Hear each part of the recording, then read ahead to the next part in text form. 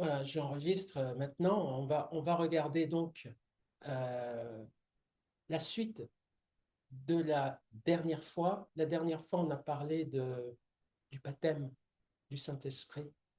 Et je vais laisser cette caméra parce que je la tiens. Je vais la laisser et on va pouvoir travailler le message. Euh, alors, on va prendre le partage ici. Voilà, parfait. Et on va faire le résumé, on va faire en quelque sorte le résumé de ce qu'on avait vu la dernière fois. Nous sommes toujours dans la partie des baptêmes, la doctrine des baptêmes, hein. Donc, on avait vu le baptême d'eau, euh, le baptême de Jean, le baptême au nom de Jésus-Christ, le baptême de feu, le baptême de souffrance. Puis, on a commencé de parler du baptême dans le Saint-Esprit. Alors, je dis bien dans parce que euh, la vraie traduction, la meilleure traduction serait de dire le baptême dans le Saint-Esprit. Parce que on est plongé dans quelque chose. On n'est pas plongé de quelque chose, hein, puisque le mot baptême veut dire plonger. Donc, on est plongé dans le Saint-Esprit au moment où on connaît, on rencontre le Seigneur. C'est ce qu'on avait vu la dernière fois.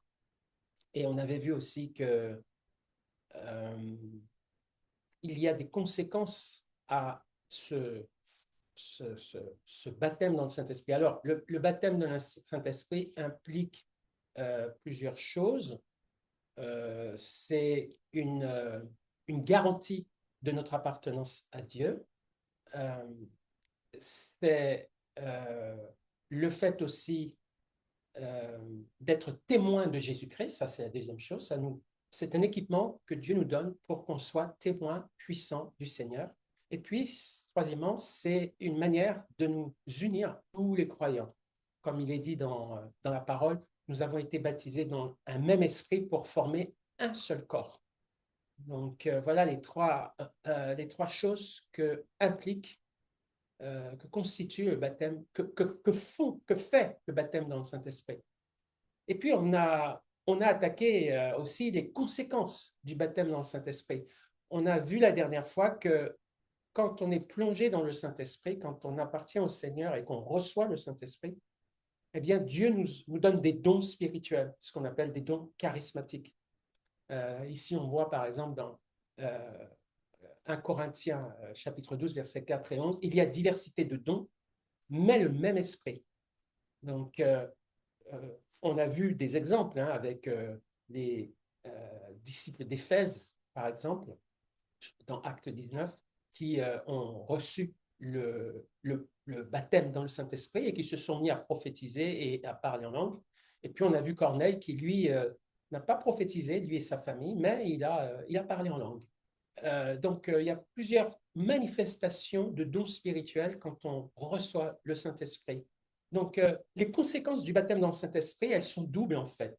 Elles sont, un, une diversité de dons spirituels qu'on reçoit, et deux, elles nous permettent de recevoir, c'est ce que la Bible appelle le fruit de l'Esprit. Alors, le fruit de l'Esprit, c'est ce qu'on va voir aujourd'hui, donc, le fruit du Saint-Esprit, hein, le fruit du Saint-Esprit, eh bien, ce sont les vertus du caractère spirituel qui sont ou qui est en Jésus-Christ et que Dieu nous appelle à manifester. On a un verset hein, qui nous en parle, hein, c'est Galates chapitre 2, donc la lettre de Paul aux Galates au chapitre 2 et au verset 22, où Paul nous dit, mais le fruit de l'esprit, c'est l'amour, la joie, la paix, la patience, la bonté, la bénignité, la fidélité, la douceur, la tempérance. Alors ça, c'est ce qu'on appelle le fruit de l'esprit.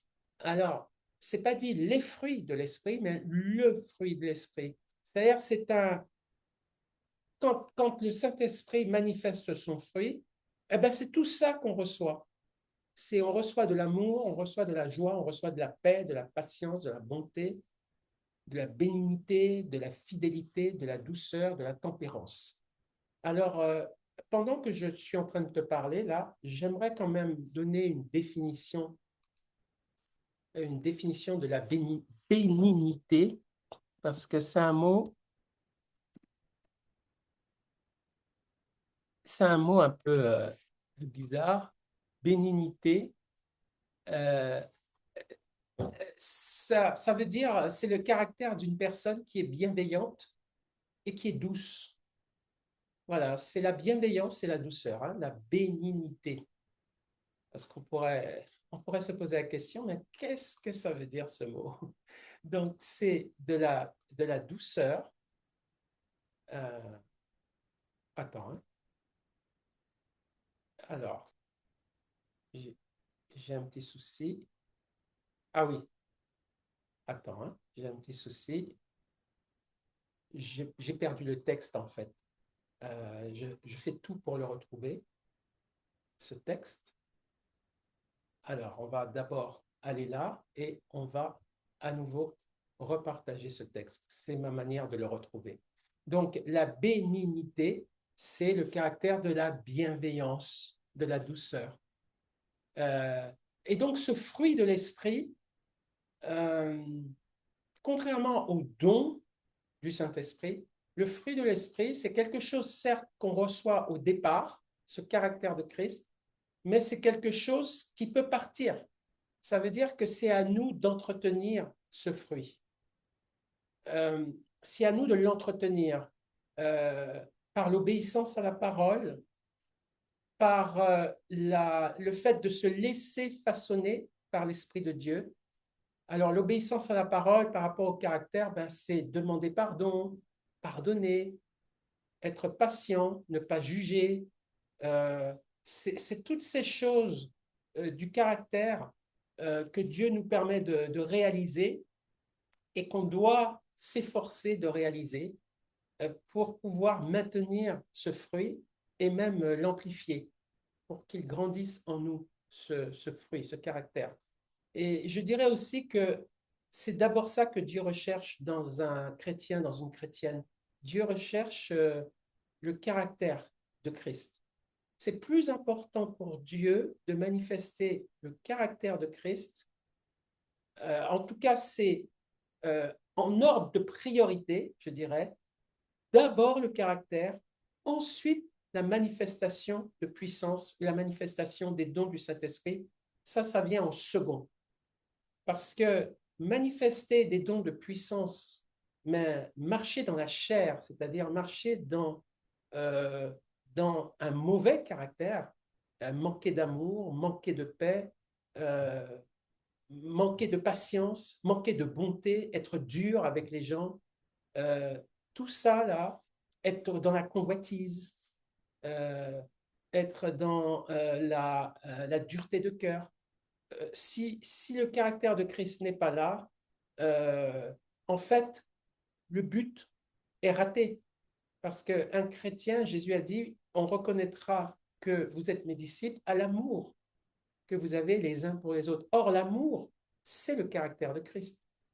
Donc, c'est ça le plus important, c'est de manifester le caractère de Jésus dans l'amour, dans la paix, dans la douceur, dans la fidélité. Et c'est d'abord ça qui intéresse le Seigneur. Euh, et non pas seulement manifester des dons charismatiques. Euh, et euh, et c'est ça, malheureusement, que on a tendance à oublier. Il faut pas oublier que pour être, par exemple, un ancien dans une assemblée, donc un responsable dans une assemblée chrétienne, les critères qu'on demande à un ancien sont des critères pratiquement liés aux fruits du Saint-Esprit. Il n'est pas parlé, il n'est pas parlé, il n'est pas fait mention, en tout cas, pour ce qui est d'un ancien, qu'il ait des dons spirituels en abondance. Pas du tout. Par contre, il est demandé à un ancien d'être rempli d'amour, d'être un modèle dans son caractère, d'être patient, de reprendre les gens avec douceur, d'être bienveillant, ça, c'est demandé. Si un ancien, quelqu'un qui postule à la charge d'ancien n'a pas ces caractéristiques, il ne peut pas être un ancien.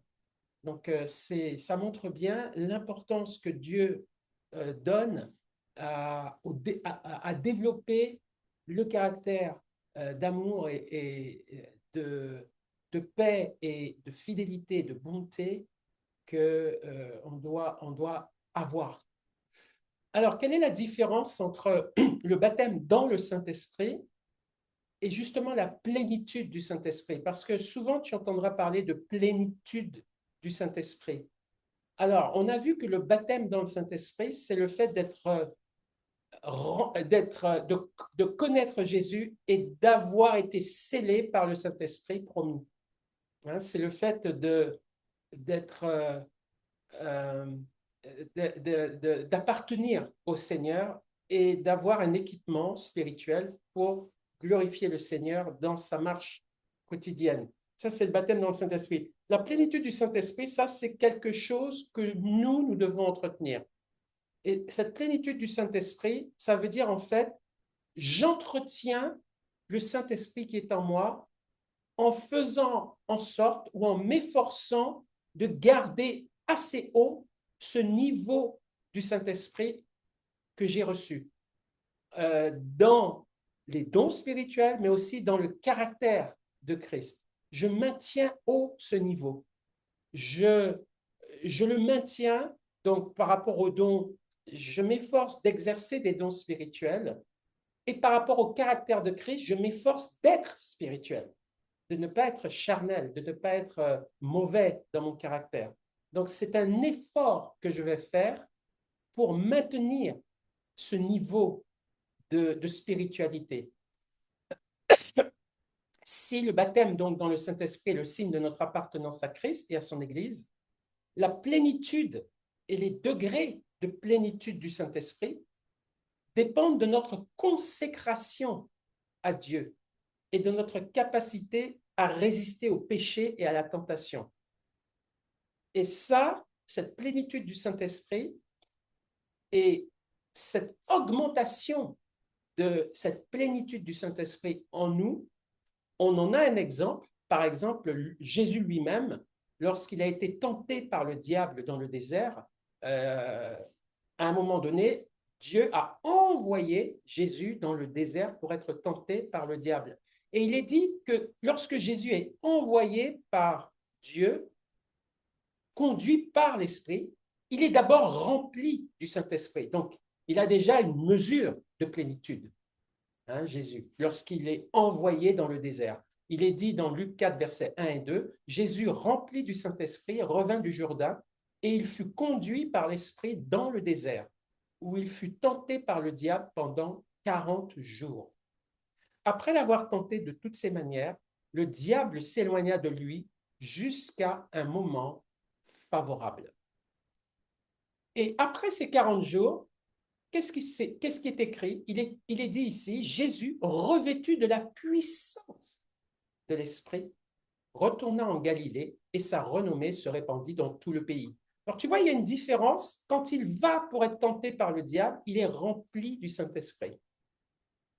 Mais quand il arrive à vaincre la tentation dans le désert et qu'il est dans le jeûne, il faut le rappeler, hein, Jésus est dans le jeûne et dans la prière.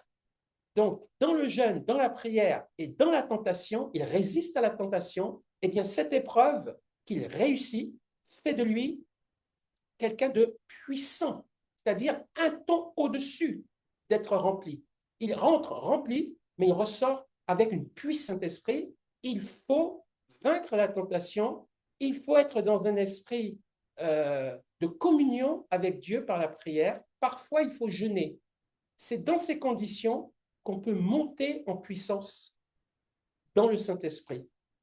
Bien sûr, tout ça implique une conduite vertueuse, évidemment. C'est-à-dire, on est dans le pardon, on est dans l'amour, on est dans la paix, on est dans le renoncement. C'est toutes ces valeurs chrétiennes, en plus de ces moments de prière intense, parfois des moments de jeûne, et dans ces moments où on arrive à vaincre et à résister à la tentation, C'est toutes ces choses qui vont nous faire monter dans la plénitude du Saint-Esprit, qui vont nous aider à être plus puissants dans l'esprit. Et quand on est puissant dans l'esprit, eh bien, ça se voit. Hein, il est dit, sa renommée se répandit dans tout le pays. Plus de miracles, plus de puissance, plus d'âmes sauvées, plus de guérison au travers de nous. Il y a tout ça qui se fait parce que on a plus de puissance par le Saint-Esprit. Et c'est ça, en fait, la plénitude de l'Esprit. C'est nous qui permettons, par notre consécration, à être beaucoup plus puissants. Éphésiens 5, verset 18, ne vous enivrez pas de vin, c'est de la débauche. Soyez au contraire remplis de l'Esprit. Donc ça, c'est notre responsabilité. C'est nous, par notre comportement, par nos prières, par notre consécration, c'est nous qui pouvons augmenter cette plénitude du Saint-Esprit. Donc la plénitude du Saint-Esprit, elle renferme à la fois donc les dons et le fruit. Alors, la plénitude du Saint-Esprit, quand je dis les dons et le fruit, ça sous-entend, c'est pas que les, comment dirais-je, c'est pas que le fait d'être rempli du Saint-Esprit, quand on reçoit le Saint-Esprit, au départ, Dieu nous équipe, nous envoie des dons et nous donne son caractère au départ. Mais quand on parle de plénitude du Saint-Esprit, ça veut dire que ces dons, on en rajoute d'autres par notre piété, et le fruit de l'Esprit, on devient encore plus spirituel par cette consécration. C'est dans ce sens-là qu'il faut comprendre cette phrase. Et donc, cette plénitude du Saint-Esprit, elle est à la fois une plénitude dans les dons et une plénitude dans le caractère de Christ. Alors, Juge 14, versets 1 à 6, c'est un exemple, un contre-exemple justement de cette plénitude du Saint-Esprit qui n'était pas là, en tout cas dans la vie, par exemple, de Samson. Tu te rappelles, hein, Samson et Dalila, c'est un classique de l'Ancien Testament. Hein. Samson était un homme très fort et qui avait une puissance physique phénoménale qu'il avait reçue de Dieu. C'était son don, un de ses dons, la puissance physique pour vaincre et combattre les Philistins, les ennemis d'Israël. Et malheureusement, Samson avait ce don de puissance physique, mais sur le plan moral, il était faible, il était charnel. Et à cause de ça, il a été vaincu à un moment donné de sa vie par l'adversaire, par l'ennemi. Donc on voit là que Samson avait un don de puissance physique, mais en contrepartie, dans son caractère, il était faible. Et donc on ne peut pas parler de plénitude du Saint-Esprit dans le cas de Samson, puisque l'une des parties de cette plénitude, c'est-à-dire le fruit, n'était pas là. Il était charnel, il a été séduit par Dalila et il a été vaincu par les Philistins à cause de sa convoitise. Un autre exemple, les Corinthiens. Alors, les Corinthiens, c'est les habitants, les chrétiens qui habitaient la ville de Corinthe, en Grèce, en Achaïe, plus exactement, cette province de la Grèce. Et cette assemblée, cette église de Corinthe, les chrétiens de Corinthe avaient reçu beaucoup de dons spirituels, un peu comme Samson, mais ils marchaient dans la chair. Ils étaient divisés, sectaires, charnels, à tel point même que l'un d'entre eux avait la femme de son père, couchait avec la femme de son père. C'est dire à quel point il y avait de la débauche à Corinthe. Et les chrétiens étaient entraînés dans cette débauche. Et Paul dit dans 1 Corinthiens 1, verset 7, de sorte qu'il ne vous manque aucun don. Donc ça, c'est le côté charismatique. Hein. Ils avaient des dons dans l'attente où vous êtes de la manifestation de notre Seigneur Jésus. Mais malheureusement, dans 1 Corinthiens chapitre 3, verset 1, il dit, le même Paul dit à ces mêmes Corinthiens, pour moi, frères, ce n'est pas comme à des hommes spirituels que j'ai pu vous parler, mais comme à des hommes charnels, comme à des enfants en Christ. Donc ces gens-là avaient des dons spirituels, mais en même temps, ils marchaient dans la chair. dans la dissolution morale. Donc, on ne peut pas parler de gens spirituels, parce qu'une des composantes de l'esprit, de la plénitude de l'esprit, c'est-à-dire le fruit, la piété, manquait à ces gens-là.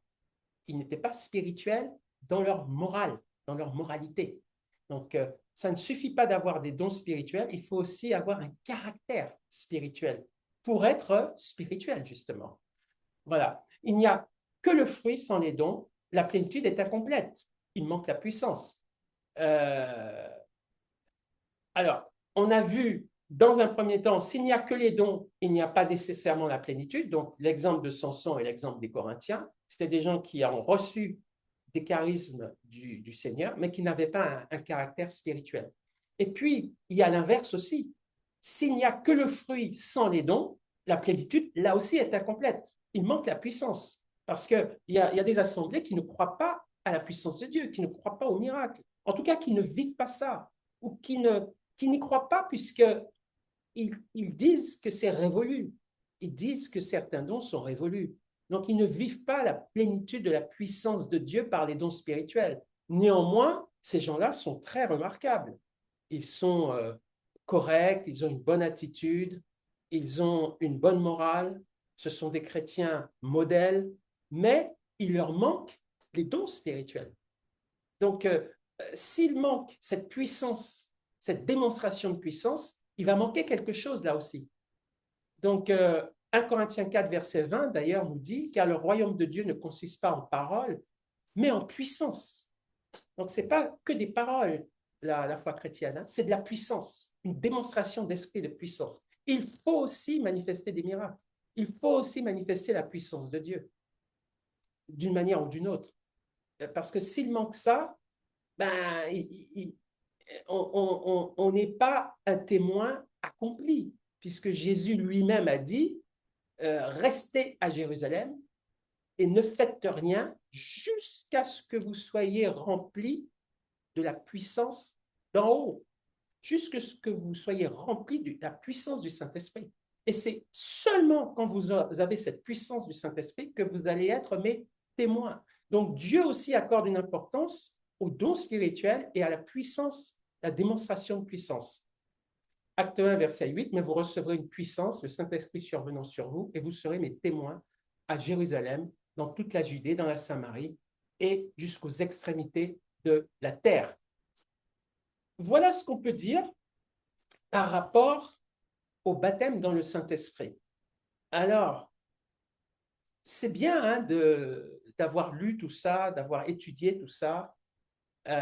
D'ailleurs, peut-être que la prochaine fois, d'ailleurs, je souhaiterais qu'on vienne sur l'explication, comme je l'avais dit la dernière fois, l'explication de certains dons spirituels, expliquer ce que c'est et pour qu'on sache, lorsque ces dons arrivent, comment les utiliser et enfin, comment les utiliser, les définir déjà, euh, les identifier et puis demander au Seigneur comment les faire valoir, les utiliser au maximum de, de leur efficacité.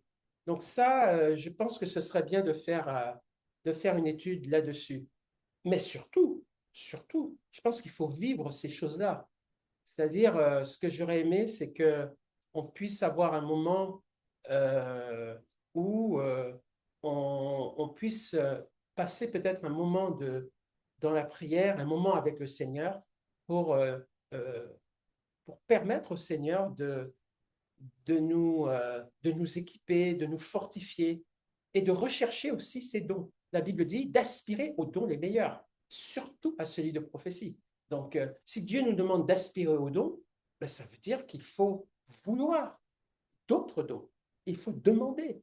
Et je pense que ce serait intéressant qu'on passe un moment à plusieurs d'ailleurs, hein, dans la prière, peut-être dans le jeûne, pour passer un moment avec le Saint-Esprit, pour laisser le Saint-Esprit nous visiter, nous remplir, nous parler, et, et l'occasion aussi de demander au Saint-Esprit de nous équiper, d'enlever peut-être de la timidité, de la crainte, etc. Grâce parce qu'on a besoin de puissance. On a besoin d'être fort dans ce monde difficile et on a besoin de renverser les forteresses. Cette puissance du Saint-Esprit n'est pas là. Certains combats vont être difficiles à gagner, à vaincre, parce qu'on on a besoin du Saint-Esprit pour nos combats. Pour notre vie, de toute façon chrétienne, on a besoin de la puissance du Saint-Esprit. Donc, je souhaiterais qu'on passe un moment, on verra comment, sous quelle forme, à quel moment on pourrait faire ça. Mais je pense que ce serait une bonne chose de, de vivre finalement ce que nous enseignons ici. Donc, j'en ai fini avec le baptême, la doctrine des baptêmes, parce que je pense on a globalement vu l'ensemble de la doctrine des baptêmes. Et on va aborder maintenant un autre élément des fondements de la parole. Et cet autre élément des fondements de la parole, c'est l'imposition des mains. Alors, l'imposition des mains, si la parole de Dieu dit que c'est un fondement, une fondation, c'est que c'est très important au départ. Hein, parce que rappelons-nous qu'un fondement, une fondation, c'est le départ. Quand on construit un bâtiment, un immeuble, on pose d'abord des fondations. Et une fois qu'on a posé les fondations, on va construire au-dessus quelque chose. Mais les fondations, ça sous-entend la base. La base qui donc doit être solide, sur laquelle on va pouvoir construire le bâtiment. Donc, l'imposition des mains, ce n'est pas rien. Ce n'est pas quelque chose d'accessoire. Ça fait partie d'une fondation. Donc, on va commencer donc à en parler maintenant, l'imposition des mains.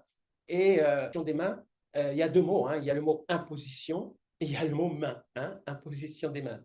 Et on va voir que il y a des raisons hein, pour lesquelles l'imposition des mains peut être pratiquée. Alors, la première raison, en général, hein, c'est pour la guérison de quelqu'un. Jésus a dit dans Marc, chapitre 16, versets 17 et 18, « Voici les miracles qui accompagneront ceux qui auront cru. En mon nom, ils chasseront les démons, ils parleront de nouvelles langues, ils saisiront des serpents. S'ils boivent quelques breuvages mortels, il ne leur fera pas, et les malades seront guéris. » Ça, c'est très, très, très important. Ils imposeront les mains aux malades et les malades seront guéris. Ça, c'est la première raison, on va dire, raison pour laquelle l'imposition des mains peut être pratiquée, pour la guérison des malades. Alors, tu vois ici que l'Esprit me parle en même temps pendant que j'enseigne là, et il me vient une pensée. On pourrait aussi parler et dire à quelqu'un, voilà, tu es guéri. Hein, on pourrait dire, et on peut le faire aussi d'ailleurs, hein, la façon de guérir les gens, elle est multiple. Elle se fait, elle peut se faire par l'imposition des mains, mais elle peut se faire aussi par la parole, tout simplement. Jésus n'a pas toujours imposé les mains aux malades. Il a dit au paralytique, lève-toi et marche. Il ne lui a pas imposé les mains. Il a simplement utilisé la parole et par sa parole, il a ordonné au paralytique de se lever et de marcher. Donc, il y a plusieurs façons, évidemment, de manifester le don de guérison. Donc, c'est une manière, parmi d'autres, de procéder à une guérison miraculeuse sur quelqu'un par l'imposition des mains. Dans 2 Rois, chapitre 5, verset 11, Naaman s'irrita. Alors, qui est Naaman? Naaman était un chef de guerre syrien qui était soumis à son chef, le roi de Syrie. Mais Naaman, ce Syrien donc, était lépreux. Et un jour, Naaman a su que le prophète, oui, Élisée, pouvait le guérir de sa lèpre.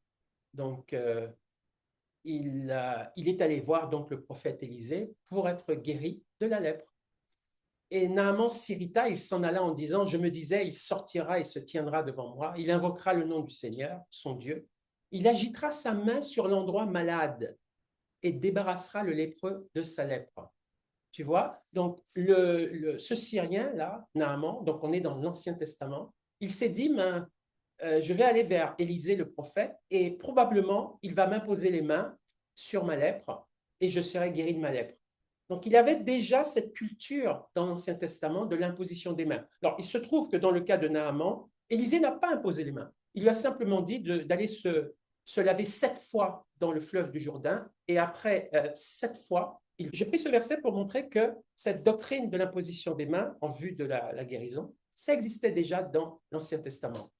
Dans Luc chapitre 5, versets 12 et 13, Jésus était dans une des villes et voici un homme couvert de lèpre, l'ayant vu, tomba sur sa face. Il lui fit cette prière, Seigneur, si tu le veux, tu peux me rendre pur. Jésus étendit la main, le toucha et dit, je le veux, sois pur. Aussitôt, la lèpre le quitta. Là, Jésus impose les mains à ce lépreux et la lèpre quitte le lépreux. Alors, j'aimerais m'arrêter là-dessus, sur ce verset, pour montrer plusieurs choses.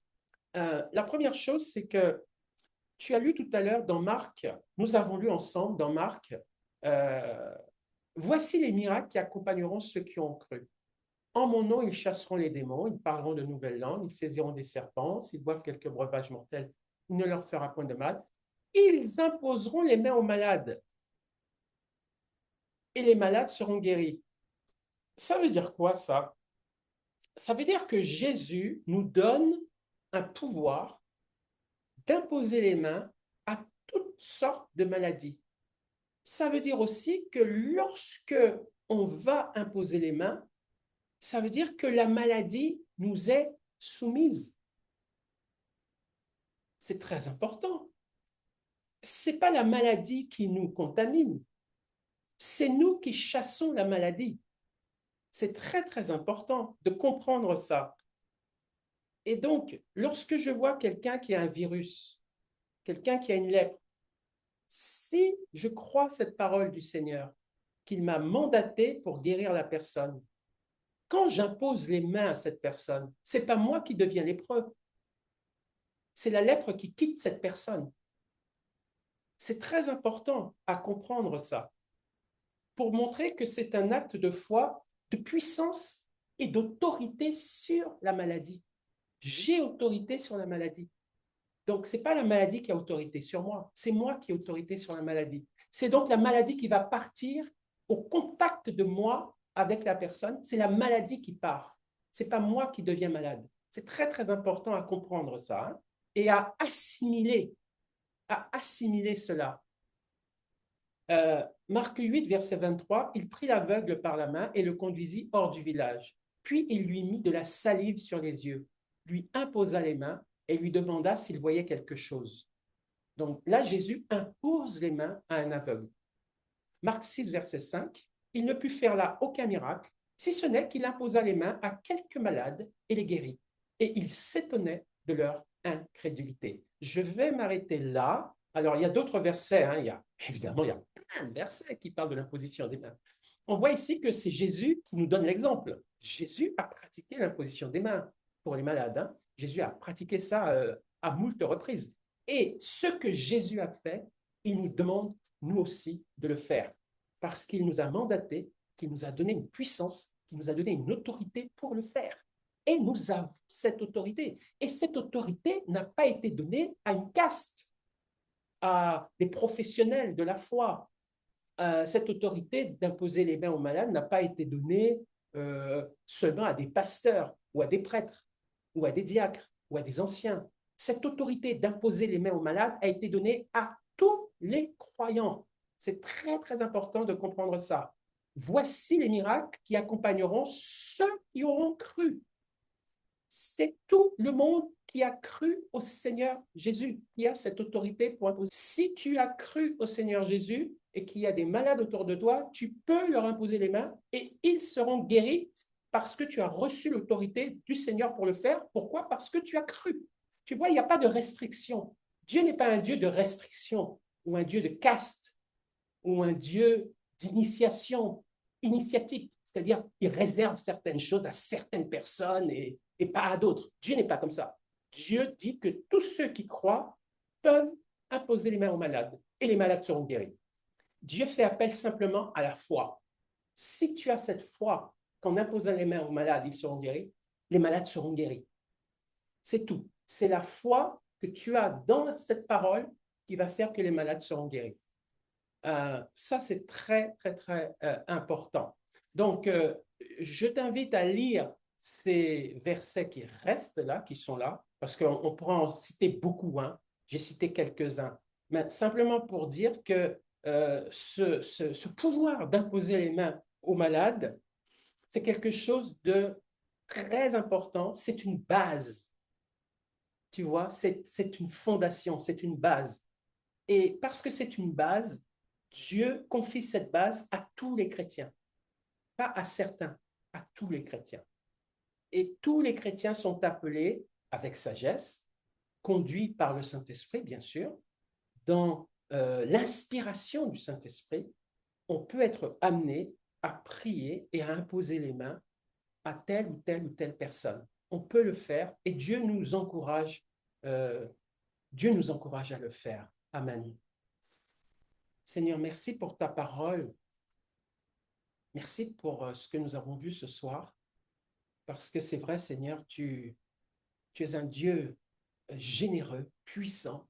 Tu ne fais pas de favoritisme, tu n'es pas un Dieu qui privilégie certains au détriment de d'autres. Non, Seigneur, tu ouvres cette porte grande pour bénir, guérir. Crois qu'il a reçu ce don, cette autorité, cette autorisation de ta part d'imposer les mains pour la guérison. Eh bien, tu exauceras cette personne, quel que soit son passé, quel que soit. Seigneur, tu as dit, voici les miracles qui accompagneront ceux qui auront cru. Et Seigneur, je prie pour ceux qui regardent maintenant cette vidéo et qui, Seigneur, sont malades peut-être, ont un souci quelconque. Je prie au nom du Seigneur Jésus que tu touches ces personnes maintenant, Seigneur, et que tu, tu, euh, tu agisses dans leur corps, Seigneur, à salut, à guérison, pour qu'ils reçoivent cette guérison dont ils ont besoin ou qu'ils appellent de leur vœu. Seigneur, je te prie de les toucher, de les bénir, de les guérir, et que là où ils ont mal, là où ils ont un souci, que eux-mêmes imposent les mains là où ils souffrent pour recevoir la guérison du Seigneur Jésus-Christ directement dans leur corps.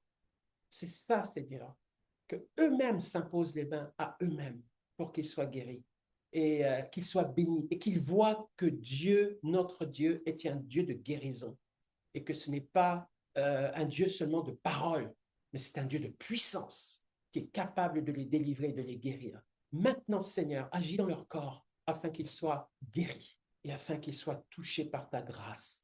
Merci, mon Dieu, merci pour cette leçon, merci pour ce partage. Que le nom de Jésus-Christ soit glorifié au travers de ces quelques mots. Amen. Alléluia. Gloire à ton nom, Seigneur.